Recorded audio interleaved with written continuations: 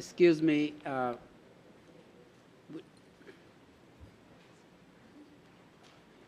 Here to present is our legislative team led by Brett Pacheco, the Deputy Executive Officer for Communications and Stakeholder Relations, along with some representatives from K&L Gates. Brad, please get started. Thank you. Thank you, President Jones, and good afternoon, everybody. Just before we broke for lunch, we heard some perspectives and insights about federal activities related to health care, and we would like to take this next hour to share some thoughts about the shifts in power that have changed the political dynamics as it relates to financial services, the capital markets, and tax policy. And joining me this afternoon is Dan Crowley and Mary Burke Baker, both with K&L Gates, our federal lobbyist. Dan's a partner in the firm's Washington, D.C. office, and he focuses on public policy issues related to financial services and the capital markets. He also leads the global financial services policy practice for the firm. And Ms. Baker is a government affairs counselor also in D.C., and she leads the tax policy practice, and she focuses on federal tax matters that affect businesses and multinational corporations. So we're running a little late. We know that Ms. Baker has a plane to catch, and so I'm going to turn this over to Dan, but I wanted to mention just one thing and share something that I found yesterday. So one of the key changes is with the House Financial Services Committee. Congresswoman Maxine Waters represents the 43rd Congressional District in California, and she now leads the committee. And as I was sitting here listening to the investment presentations yesterday, I was quietly monitoring social media, and this picture popped up, and that's Representative Waters on a plane, and a passenger had snapped this picture and tweeted it out, and they tagged CalPERS.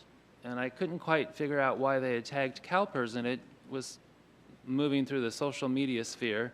And so I dug into the comments a little bit more, and I looked a little bit closer, and there's an envelope sitting next to Representative Waters, and if you zoom into the picture, this is what you see. So she's not only our Congresswoman, she actually is a member and receives a pension from us for her 14 years in the California State Assembly. So the next time that we are on the Hill, we're going to take extra care in reminding Maxine Waters how important CalPERS and defined benefits are. So with that, I'd like to turn it over to Dan Crowley. Thank you, Brad. And I should note that Congresswoman Waters had planned to be with us here at the Offsite, which would have happened but for the government shutdown. So hopefully at the next Offsite she'll be able to be with you directly. Let me just say this is the first Offsite that we've participated in since the one 2 years ago, right after Marcy joined, and it was very helpful to us as your DC representatives to get a very clear sense of what the board desired from us. And in particular, we walked away from the Offsite with a very clear mandate to establish CalPERS as an opinion leader on policy issues that impact returns to the fund. And I'll go through a little bit some of the successes we had in the last Congress and make some remarks about what I think we can expect in the 116th Congress. I'm going to talk about financial services policy, both legislation and regulation, but I was expected to be here with Bill Kirk, who many of you know. Unfortunately, Bill had a medical procedure that didn't allow him to fly, and so I'm very fortunate that Mary Baker, who happens to lead our tax policy practice, was able to join us. Unfortunately, she's got a flight to catch, and so I'm going to come back to financial services after I give Mary 10 minutes to talk about federal tax policy. And I know you talked about health care extensively today, but she can probably answer any questions you might have on the federal health care agenda as well. But Mary, do you want to just give a high-level overview of tax issues that might impact CalPERS in the 116th Congress? Sure. Thank you, Dan, and thank you, Brad, and good afternoon, everyone. It's a pleasure to be here. Thank you for having me. So Dan is going to talk about the politics of what's going on in Washington, D.C., but just pretend that he's already done his presentation and he's talked about the volatility of Washington, D.C. politics and how you might wonder, how is anything going to get done in this Congress? Because just kind of looking at it, it looks like, are they ever going to be able to agree on anything, particularly as we're all wound around the axle about funding and the wall at the present moment. I just want to assure you that even though that's what's getting all the headlines, not everyone in Washington, D.C. is preoccupied with the wall and with funding. They are doing their tasks. And I focus particularly on the tax writing committees, and I assure you that new House Ways and Means Chairman Neal, Democrat from Massachusetts, and new Senate Finance Committee and returning Senate Finance Committee Chairman Chuck Grassley, a Republican from Iowa, are very busy planning out their agendas for the 116th Congress. And while they are paying attention to what's going on with everything else, they are going about their business. Today, actually on Thursday, Chairman Neal is going to be having a hearing. He invited Treasury Secretary Mnuchin up to talk about the IRS, the government shutdown, the impact on the IRS, and the filing season. The Secretary politely declined to come, and so we're going to get some IRS executives as a substitute. But out of the box, that's the first hearing right away that Chairman Neal is having. But other than that, both Chairman Neal and Chairman Grassley are very focused on health care, maybe for different reasons sometimes, but they're still focused on it. And both of them have announced that they are going to be having hearings right out of the box on January 29. Chairman Grassley is going to be having a hearing on prescription drug prices, which is something that he's very concerned about. And Chairman Neal is going to have a hearing on pre-existing conditions, something that he and many others, I think it's fair to say, on a bipartisan basis, although the Democrats are obviously out in front on this, on pre-existing conditions. So I think on both of those issues, there is bipartisan interest, particularly on the prescription drug prices. There could be some room for movement in the 116th Congress. I think on pre-existing conditions, everyone realizes that that was a pretty popular provision of the Affordable Care Act, and there could be some room for movement on that, some commonality, at least on the policy. How you achieve that, they may be a ways away, but I think that that represents some opportunities for some movement in the healthcare space. On the tax front, obviously, there's the mundane things, which, we don't really probably care about that much in this room, tax extenders, technical corrections to the tax reform bill in 2017, but they will take up some of the airspace in D.C. on the tax committees this year. But one of the things that I want to really point out to you is that with Democratic control in the House, the Democrats have instituted PayGo, which means for any policy change there is, whether it is a tax cut or whether it's a spending measure, it's going to have to be paid for. So that means they're going to be looking for ways to pay for these policy changes. So that changes the dynamic of a lot of things. A lot of the legislation that was passed in the last Congress was not paid for. So that really puts restrictions on what they can accomplish. It also puts all of these revenue offsets that maybe fell on the cutting room floor with the tax reform bill or with the camp bill a few years ago, or when former Speaker Ryan was the chairman of Ways and Means. Some of those tax ideas that didn't actually get enacted but raised revenues, they will be back on the table. So we are alerting all of our clients that this is something, anything that in the tax exempt area, there were several provisions that were raised that didn't survive the tax reform bill, but nevertheless, we could see those back as possible pay-fors. Another possible pay-for, obviously, is there was a big cut in the corporate tax rate down to 21%, and there's already been proposals and announcements of intent to raise that corporate tax rate to help pay for policy changes. The one area that I think is of particular interest to CalPERS will be retirement security, where there's, I think, a really decent chance that we're going to see legislation enacted in the 116th Congress. As you've been following this issue, you're probably aware of RESA, the Retirement Enhancement Savings Act. That we thought was going to be passed in last year in the 115th Congress and got caught up in all of the year-end antics of Congress with the funding and everything else that was going on, so it didn't get across the finish line. But there is strong bipartisan interest in retirement security reform. I'll give you a few examples. Chairman Neal, this is probably his #1 priority is retirement security and savings, especially for the middle class. He's already introduced a bill in this Congress to deal with multi-employer pension plans that are in distress. So that gives you an indication of how important of a priority retirement security is to him. Senate Finance Committee Chairman Grassley, when he gave a list of his priorities in a floor speech a couple of weeks ago in the Senate, identified retirement security as a priority of his.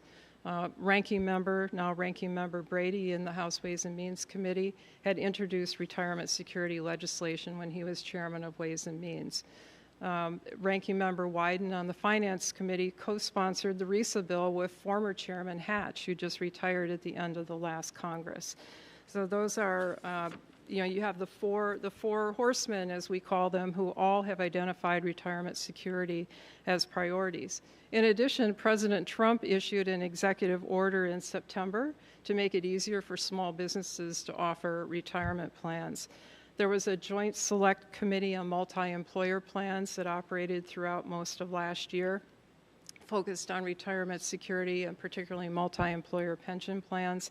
They failed to reach consensus, but that bipartisan group, I think, created some additional momentum to move forward in this Congress. And then there have been, obviously, a variety of bills in past Congresses that we expect will probably be reintroduced in this Congress. One was the Equal Treatment of Public Servants Act, which provided a fair way to address the windfall where you have both Social Security earnings and non-Social Security earnings.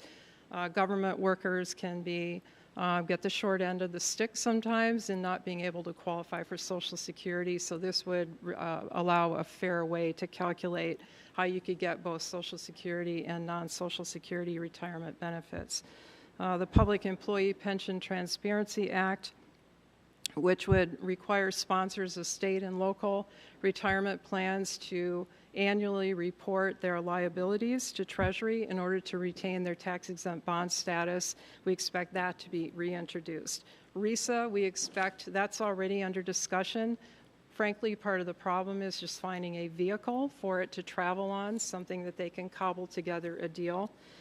Senators Portman and Cardin, both on the Senate Finance Committee, a Republican and a Democrat, introduced retirement security legislation right at the end of the 115th Congress. We expect that they are going to be reintroducing that. Senator Warner and Representative Himes just recently put out a white paper on retirement security. I list those, not that you're going to remember them all or have to know what's in each of them, but it just represents a lot of momentum in the retirement security space, where this is a real space where maybe after all the dust settles on the funding and the wall and everything else, maybe people can cool down, and if they're looking for some sort of a topic that they can all agree on and work together on and feel good about, retirement security could be that particular issue.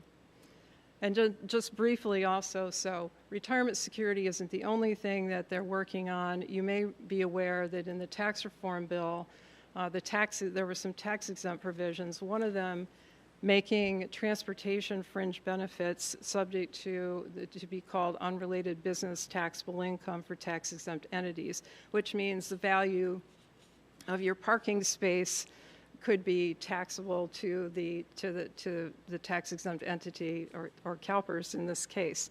So that is extremely unpopular, not so much because of CalPERS, but because of all the churches that it affected.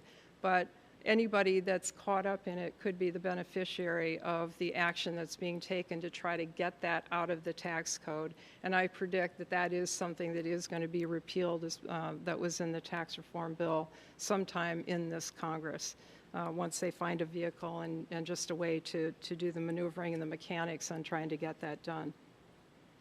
Another thing, just for your awareness, Chairman Grassley of the Finance Committee a long-standing priority of his has been oversight of tax-exempt entities. He is very concerned. He has had a bee in his bonnet for a long time that some tax-exempt groups are not really adhering to the reasons why they received their tax-exempt status. So I think that we can expect to see a lot of hearings, a lot of oversight hearings in the Senate Finance Committee to address tax-exempt entity oversight, just sort of for situational awareness. Last thing on the tax front, we have all these regulations that are coming out on the tax reform bill, the Tax Cuts and Jobs Act, and I just want to point out that there were some regs that came out recently, final regs on what's called the 965 regs, or a transition tax regs. So in the tax reform bill, we basically went to more of a territorial system where U.S. businesses are taxed only on their U.S. income. But one of the transition rules was all of this tax that had been deferred, all this income deferred offshore that hadn't been taxed yet in the United States had to be taxed. And so there were two rates. If it was in cash, it was taxed at a rate of 15.5%. If it was in non-cash, if it had been reinvested in bricks and mortar, it was only taxed at a rate of 8%. So in the final regs, commodities and derivatives contracts, as long as they were in the normal course, ordinary course of business, the Treasury said they only have to be taxed, all those deferred earnings, offshore earnings, only had to be taxed at 8% rather than at the 15.5% rate. So there's a lot going on. In the interest of time, I will stop my remarks, but I'm happy to take any questions before I leave. Thanks, Mary. And why don't we just ask if there's any questions, Mr. President, before she has to leave? I'm looking around and I don't see any questions at this time, so we could just thank you very much. Dan's going to ask a question. You know, we share office space, but I don't often get to hear Mary talk like this, so I learn a lot every time I listen to her. Based on what you said about the need for revenue, do you see any do you have any sense of whether the proposed financial transactions tax might get legs as a revenue raiser? Yes, I'm glad that you mentioned that, Dan, because I have it in my notes and I forgot to mention it. So I do think that there is a chance that the financial transactions tax could be raised, could be brought up as an offset. On the Democratic side of the aisle, there are some members that do like the financial transactions tax. They see it as a relatively painless, small, incremental amount of tax per transaction. Kind of like the frog in the boiling water, that they're not going to necessarily feel it. So I do think that we are going to see that raised as a revenue offset. And sort of in a related vein, looking across, outside the United States, you may be aware that there's a big discussion, particularly in the EU, on the imposition of a digital services tax. And the OECD, Organization for Economic Cooperation and Development, is working on a global strategy on how to tax digital services, which could impact the U.S. tax base, which could affect advertising on websites or any sort of user-based platform. And just along that same line, I just saw in a Financial Times email update that the EU is going after the UK for special tax breaks for commodities and derivatives traders. So that's another facet on the whole Brexit mess. But Mary, thank you very much for joining us. I know you've got a taxi waiting for you, and we really appreciate it. Thank you very much. It was a pleasure to be here. Thank you very much.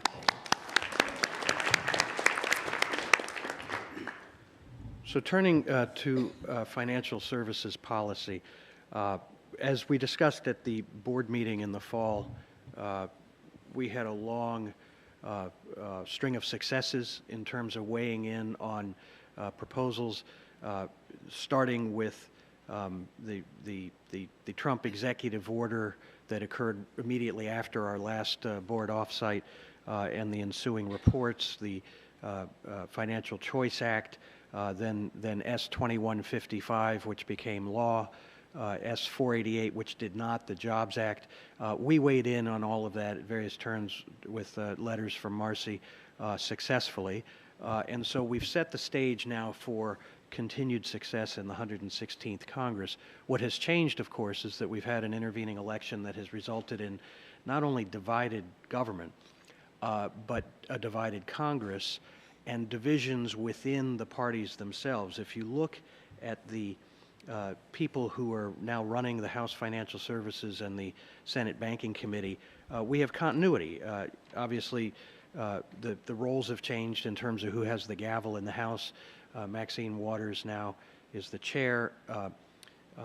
Patrick McHenry is the ranking member on the Capital Markets Subcommittee, which is the main subcommittee overseeing the SEC. Carolyn Maloney is now the chair, and Bill Huizinga is the ranking member.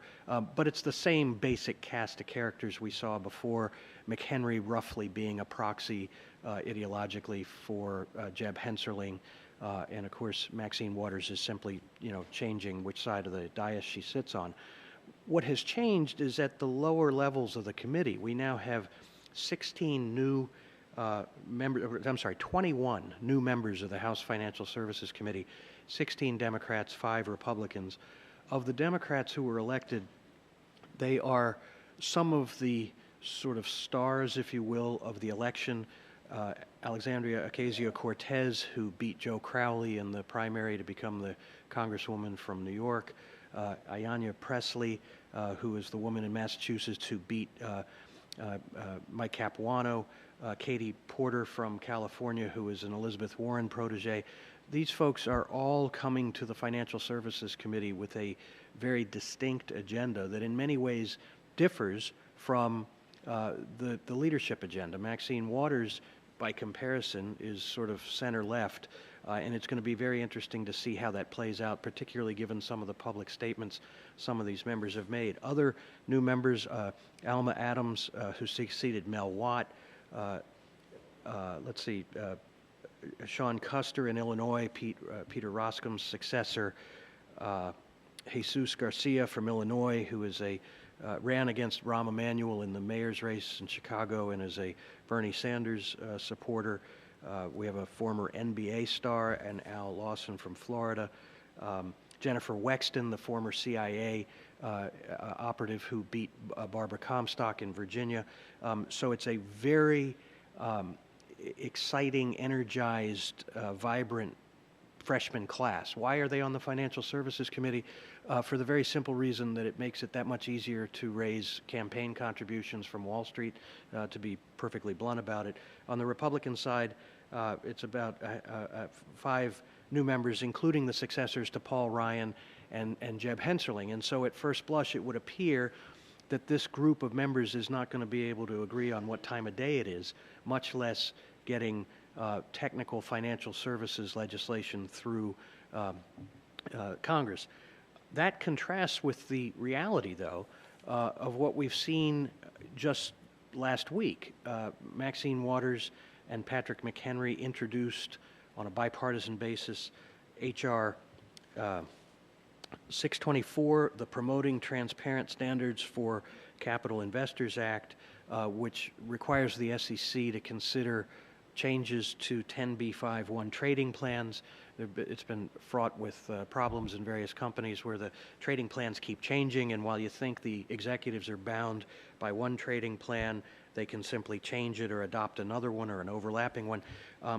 And knowing that that bill is important to Chairwoman Waters, we sent a letter signed by Marcy yesterday to both Waters and McHenry, strongly endorsing the legislation, and it was to be considered in the House today. I don't have a report yet on whether it has passed, but anytime Maxine Waters and Patrick McHenry agree to introduce a bill, it's a virtual certainty that it's going to be law.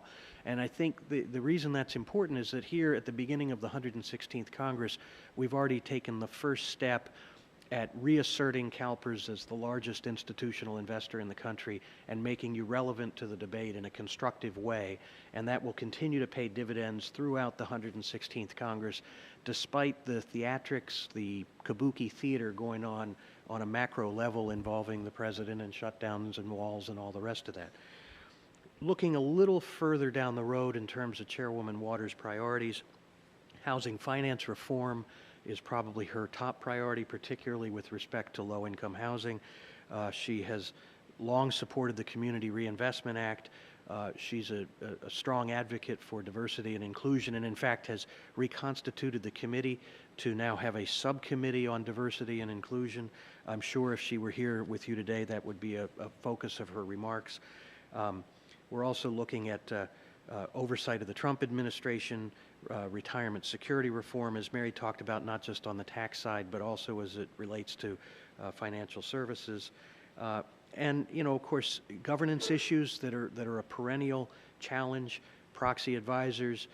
CalPERS effectively derailed or was instrumental in derailing the Duffy bill last Congress, which would have imposed a draconian new regulatory structure on proxy advisory firms. In the name of competition, it would have so hamstrung the incumbents that they wouldn't have been able to do their job, and at the same time it would have created barriers to entry with onerous new regulations that would have limited competition, all of course done in the name of fostering competition. What has changed now is that Senator Jack Reed, senior Democrat, former chairman of the Security Subcommittee in the Senate, has recently introduced a new proxy advisor reform bill, S. 3614, which is focused on the conflicts of interest. And that's constructive because while CalPERS was opposed to the Duffy bill for all the right reasons, there's now room for compromise based on a Democratic bill that is on the table. And because of the way we engaged in the process throughout the 115th Congress, CalPERS is going to have a say in how that comes out. And obviously in the new environment, nothing is going to happen that is not bipartisan. And again, I think a lot of these technical issues do not rise to the level of partisanship, and instead they will be the kinds of things that are considered low-hanging fruit for enactment, which really puts us in the driver's seat. Sustainable finance continues to be an issue that is generating attention not only in the U.S. but increasingly in Europe.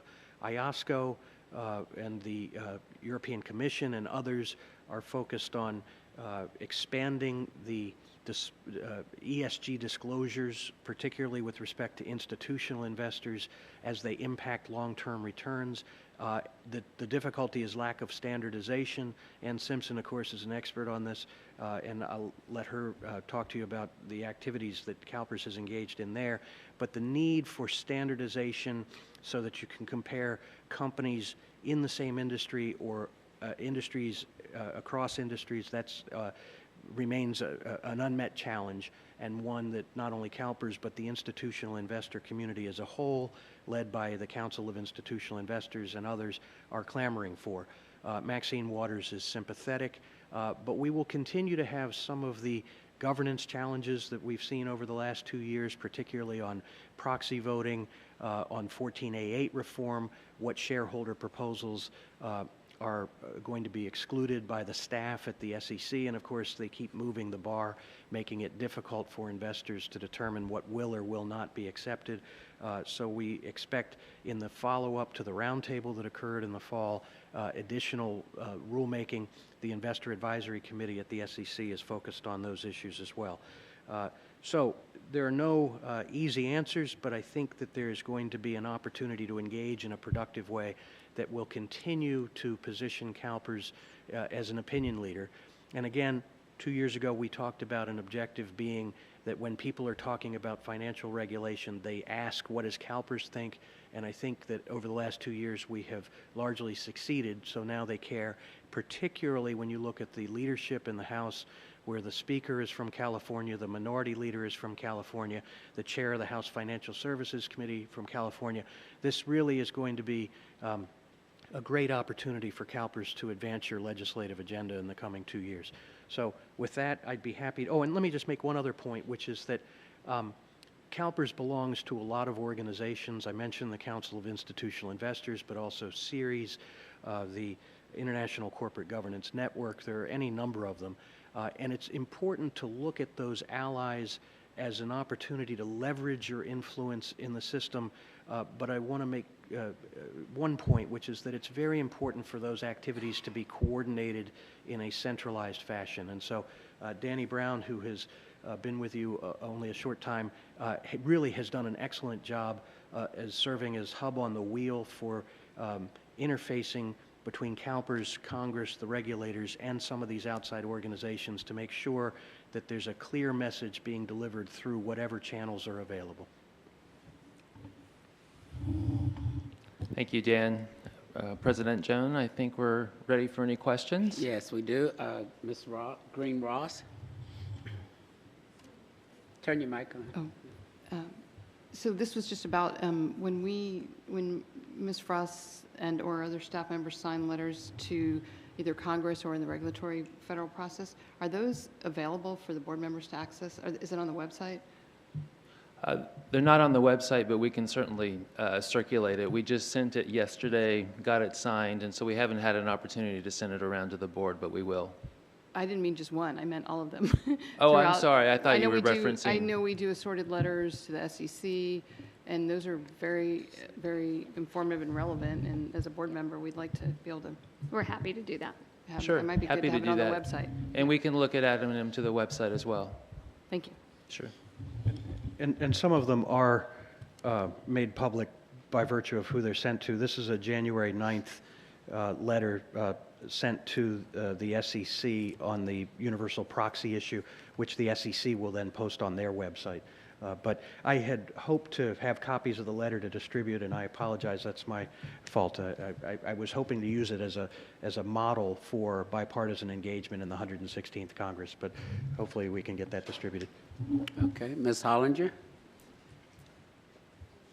Just a quick commentary. I'm going to be at ICGN, and I'm on the board, and they are very interested in knowing the U.S. asset owners' perspective on any of these issues. If you need me to move that agenda, I'll coordinate with Danny. That's great, thank you. ICGN is a fascinating organization because I don't know of any other group. ICGN is sort of to the international community, particularly in Europe, what the Council of Institutional Investors is in the U.S. And so I think it's very important that you continue to engage, particularly at the board level. I know that you've done that, and I know Mr. Jones has done that as well. And I encourage that because despite the pushback against globalization and harmonization that we see in Brexit and the election of President Trump, the inevitable reality is that that's a continuum that will survive the current political environment. And I think it's really important because these issues are so complicated that unless the regulators who are talking to one another are getting input from the stakeholders who also need to be talking together, it's just, we're not going to resolve any of these issues. Okay, seeing no further questions. Frank has one. Go Frank.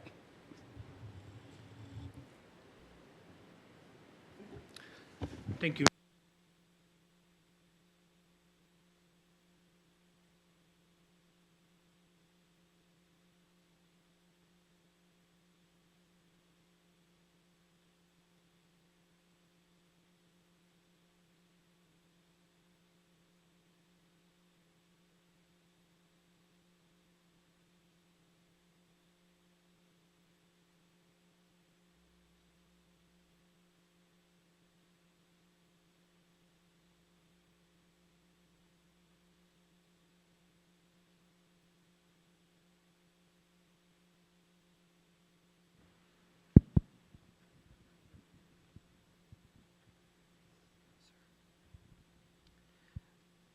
Testing, yes.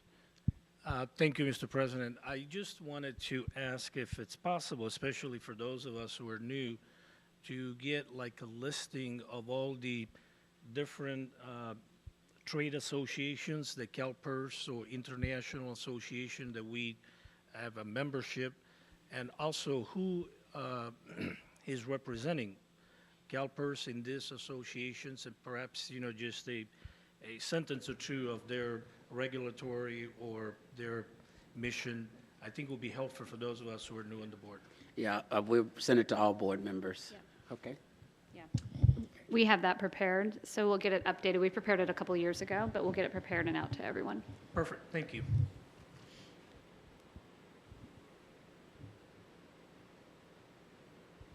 Any other questions, Any Mr. other President? questions? I'm looking around.